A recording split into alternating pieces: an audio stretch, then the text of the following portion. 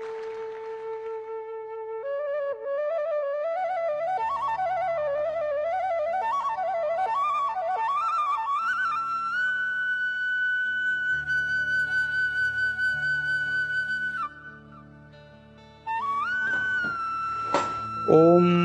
गंगे त्वं जगदाधार पीयूषपमवारिणा समस्त भारत देश समृद्धिं कुरु भामिनी।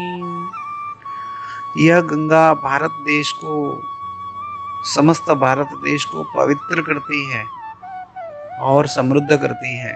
पृष्ट्वां दृष्ट्वां तथा पीतां स्मृत्यां भक्ता च संस्थितां नानाविधान महापापान दुर्हरानापि नाशयः।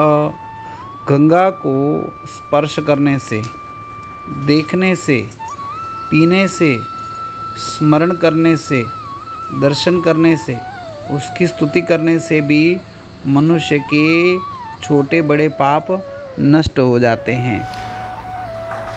जय भगवती। सभी साधकों को मेरा बहुत बहुत शुभाशीष।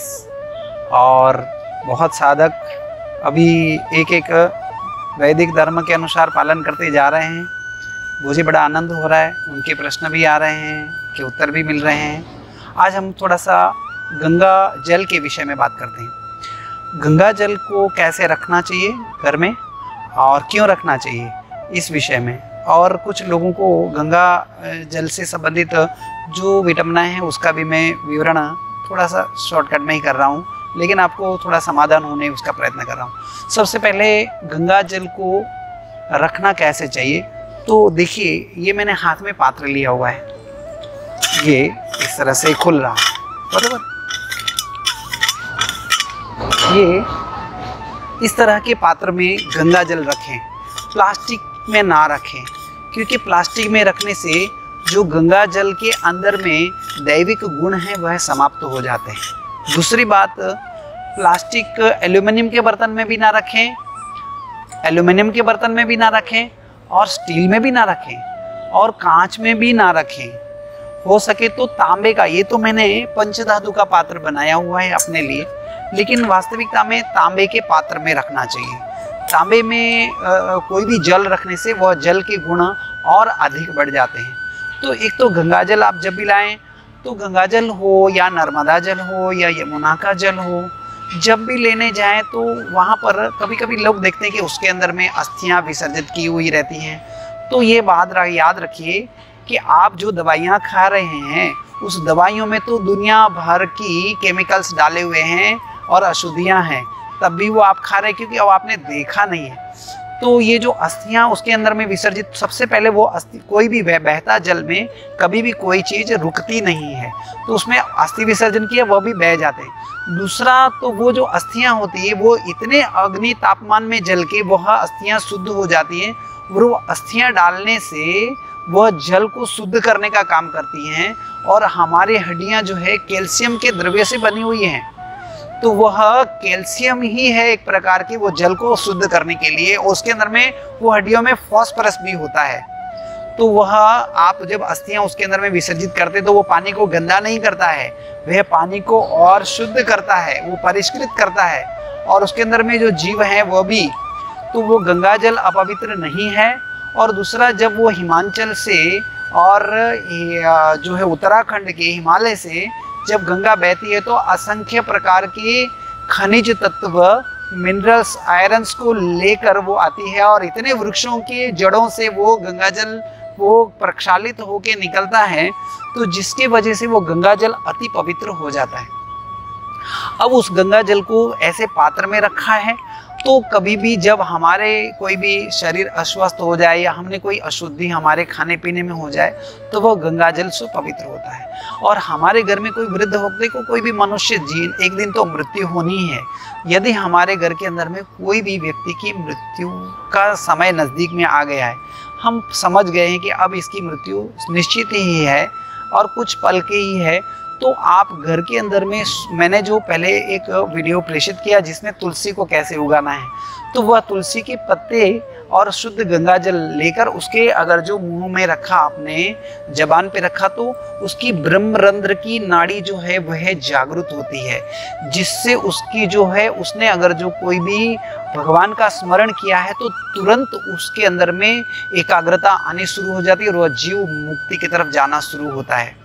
तो गंगा जल इतना पवित्र है कि जिसके विषय में, और उसको अगर जो आपने ऐसे सात्विक पात्र के अंदर में रखा तो वो गंगा जल और भी ज़्यादा पवित्र और वो जल भी शुद्ध हो जाता है। तो गंगा जल को सदैव आप अच्छे तरीके से रखें। और दूसरा, वो गंगा जल रखने का स्थान आपका भगवान का देवस्थान होना चाहिए या कोई पवित्र जगह पे रखना चाहिए। उसको कभी भी किचन में नहीं रखना चाहिए और अलमारियों में ऐसे अस्त व्यस्त जगह पे नहीं रखना चाहिए। जहाँ जूतों के स्टैंड होते हैं वहाँ पर ना रखें। जहाँ आपके बच्चे हैं वो चमड़े के अपने ओवरकोट वगैरह लेते हैं, जो लेने दीजिए, लेकिन उस जगह पे ना रखें जहाँ पर ज़्यादा प्रकार का मॉइस्चर पैदा होता हो, वहाँ ना रखें। गंगा जल को हो सके तो महीने में एक बार धूप जरूर दीजिए, सूर्य की किरणों का धूप जरूर दीजिए, जिससे वह गंगा जल के अंदर में सूर्य किरणें जाने से वह और ज़्यादा प्रभावी हो जाएगा और आपके लिए वह गंगा जल अमृत का कार्य करेगा। तो याद रखिए कि गंगा जल को सही तरीके से रखना है, सही प्रकार से रखना है और सही प्रयोजन से रखना है और अच्छी भावना से रखना है। और हो सके तो अगर जो चंदन का पात्र, अगर जो चंदन की कोई लकड़ी या अच्छे वृक्ष की लकड़ी मिलती है तो उस लकड़ी के चौकोर के ऊपर अगर जो यह पात्र रखा जाए तो और ज़्यादा है, क्योंकि यह जमीन को जल स्पर्श करने से उसकी अर्थिंग की वजह से उसके अंदर में इलेक्ट्रोमैग्नेट की कुछ समस्याएं हो सकती हैं। तो ज़्यादा से ज़्यादा इसको अनकंडक्टिव स्थिति में अगर जो जल रखते हैं गंगा जल, तो वो गंगा जल और ज़्यादा प्रभावी होगा। ये हमारे प्रयोग किए हुए हैं।